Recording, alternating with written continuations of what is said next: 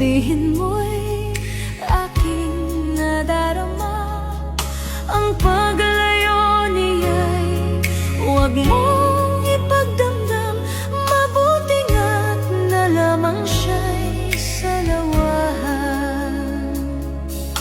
Karamay mo ako kahapon at ngayon.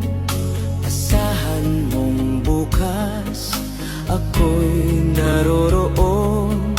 Naroroon ako hanggang ako'y buhay.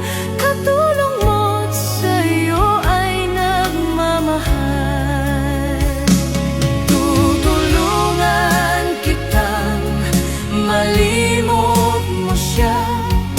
Ibabalik ang dati mong sigla.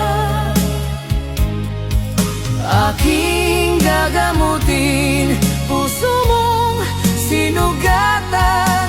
Sugat na dulot niyang salawahan.